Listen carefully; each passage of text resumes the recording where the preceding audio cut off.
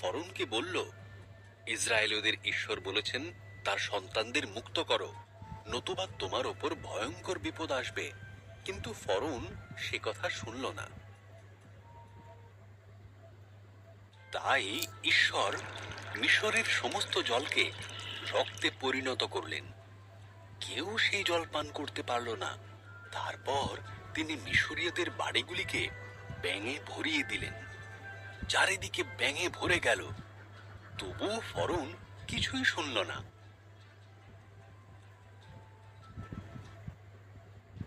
তখন ঈশ্বর মিশরের আকাশকে মশাতে ভরিয়ে দিলেন। সেগুলি মিশরীয়দের ধুলোর মতন ঢেকে দিল।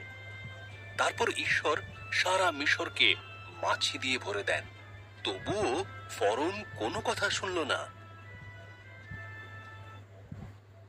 এবারে ঈশ্বর মিশরের সমস্ত পশুদের হত্যা করলেন।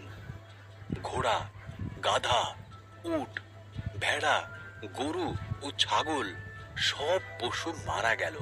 তারপর ঈশ্বর মিশরীয়দের শরীর ফোঁড়ায় ভরে দিলেন। তবুও ফরৌন কিছুই শুনল না।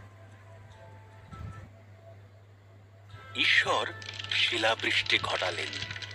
এর ফলে মিশরের সমস্ত শস্য নষ্ট হয়ে গেল। এমনকি বার্লি ও ফুলের বীজও নষ্ট হয়ে গেল।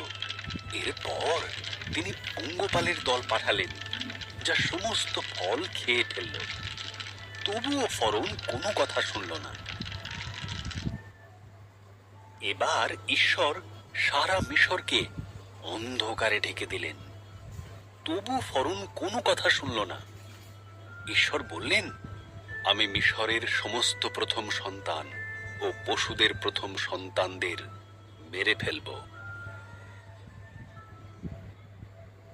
আমার সন্তানরা একটি ভেড়া হত্যা করে তার মাংস খাবে এবং তার রক্ত দরজায় লাগাবে। আমি সেই রক্ত দেখে সেই ঘরের পাশ দিয়ে বেরিয়ে যাব, আর সেই সমস্ত ঘরের শিশুরা মারা যাবে না। তোমরা একে দাড়ি শূন্য রুটির পর্ব বলবে এবং সব সময় মনে রাখবে। ইসরায়েলীয়রা ঈশ্বরের কথা শুনল, কিন্তু মিশরীয়দের প্রথম সন্তান মারা গেল। এমনকি ফরৌনের প্রথম সন্তানও মারা গেল। অবশেষে ফরৌন শুনল। সে ইসরায়েলীয়দের মুক্তি দিল।